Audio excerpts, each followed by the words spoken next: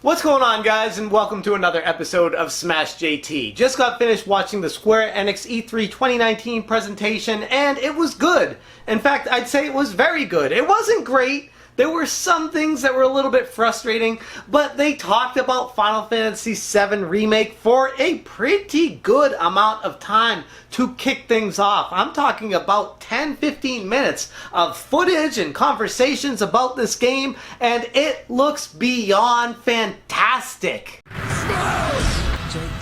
I didn't think I could get any more hype for Final Fantasy VII Remake than I already was, but after watching this E3 presentation from Square Enix, I am beyond sold on this thing. First off, 2 Blu-ray discs because it's going to have so much information on it. Apparently it's not going to be episodic. I don't know. I feel like I've heard conflicting information on this, and Square Enix themselves have said it feels like both things and have confirmed both, so who really knows at this point how the game is going to be released? But ultimately, what they showed here, the gameplay footage, how it's going to play with the real-time battles instead of the turn-based, everything about it looks fantastic. And they finally showed off Tifa. She looks great. Everyone in this game looks great. I am like freaking out because Final Fantasy VII is one of my favorite games ever, and it's been so long in the making that I was starting to wonder if this thing was ever actually going to happen. But yes,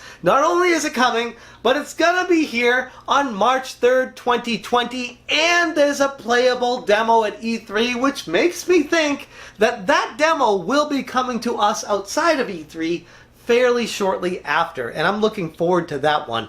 In addition to Final Fantasy VII's Remake, they talked about a special collector's edition thing.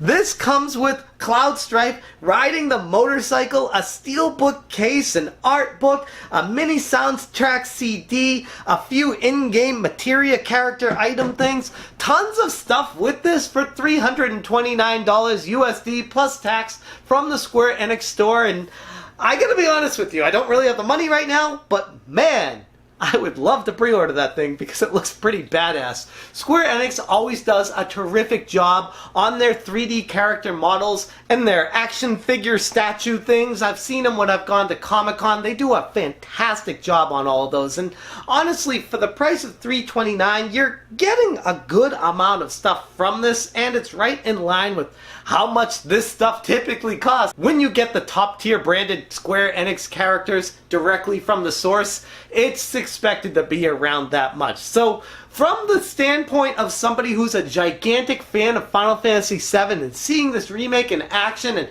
coming to us as soon as March of 2020, assuming that we're not going to get another delay on this thing, which it doesn't seem like that's happening, I'm pretty excited, and I'm surprised because I thought they were a ways off from making this thing completed, but watching this today, it looks pretty good, and it looks like they've gone a long way with the details and the graphics and the gameplay, the action, the music, everything about it. Fan-freaking-tastic. As far as the rest of the presentation, it was fairly meh. They had a lot of good games, don't get me wrong, but as far as the big standout players, Dragon Quest Builders 2, very exciting. It looks like it's going to trump the original Dragon Quest Builders in every facet, way, shape, and form, and that's not necessarily a bad thing. I know a lot of people that were addicted to the original one, and the second one seems to be even more addicting, so for someone who's not played the original, I might even skip that and go straight to the second one because it looks that good. In addition to that, they talked about Dragon Quest XI,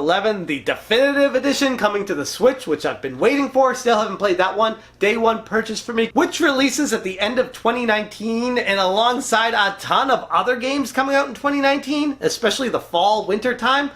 That's going to be a pretty crowded schedule, and we haven't even gotten to Nintendo's Direct, which is crazy how many great games are coming out the end of 2019 and into the beginning of 2020. With the amount of time people have to play and the certain games that are going to be able to fit into their schedule, it's going to be quite the interesting dynamic. We'll just leave it at that. As far as the other games they talked about, Octopath Traveler coming to the PC, Final Fantasy Crystal Chronicles being remade, Last Remnant available tonight, Sizzle Reel with a bunch of of their older games and then talking about Battalion 1944. Square Enix music is now available on iTunes. Kingdom Hearts DLC, Final Fantasy XIV Online, Shadowbringers, which is a third expansion to that online universe, a game that I haven't spent any time in, so I wasn't very excited or care much about it, but the people in the audience seem to be extremely thrilled about.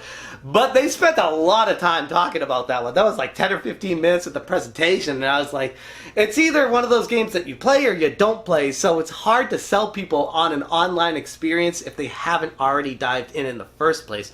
But for those who play it, very exciting stuff. They talked about Brave Exodus, the mobile phone Final Fantasy game, which nobody really cares about, let's be honest. I mean, yeah, they make a lot of money off of it. I'm sure there's a ton of people out there that play it, but not necessarily Square Enix fans. I feel like that's a completely different brand of people, and at least they didn't spend too much time on it. It looked fun enough, but again, I don't play mobile phone games that suck money out of me, so yeah, not a game I'm very interested in. And we finally heard about Final Fantasy VIII getting remastered on modern consoles, which kind of got leaked, but at the same time wasn't for sure, so it was cool that it's actually coming to Switch, PS4, and Xbox One alongside the other Final Fantasy games. Been a while in the making, but finally making its way to these consoles. And then they finally ended this presentation talking about the Avengers, which honestly I was excited about when they announced they're working on it.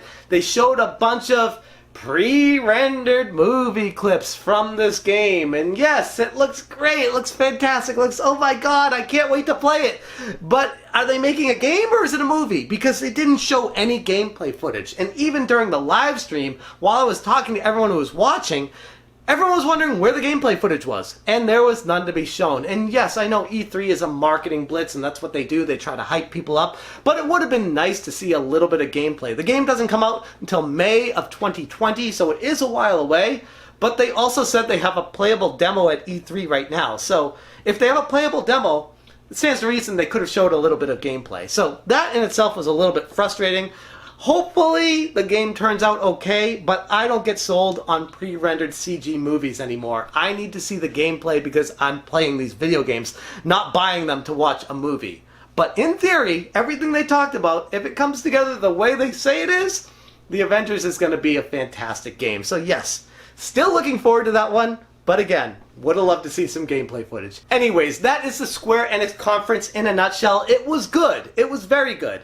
It was not great outside of Final Fantasy Remake. Would have loved to hear some more information about the Secret of Mana trilogy, if that's coming to the West, if that Eurogamer leak was actually real with the trademark, or if it is a fake and not really happening. Maybe we'll find out more about it in Nintendo Direct, or maybe we'll have to wait for the Tokyo Game Show, but eventually, I know that Secret of Mana trilogy is making its way to the Switch. In the West, it's just a matter of time, and it's hard to wait because that's my favorite game ever. Not gonna let that get me down though, because there was a lot of good stuff from this conference to get me hyped, and finally, we had something worth watching from a conference in E3. Microsoft did an okay job, but holy crap, everyone else outside Devolver Digital has really dropped the ball this year. That's all I got for you guys today. Thank you so much for watching, and as always, you stay smashing. Smash it, Smash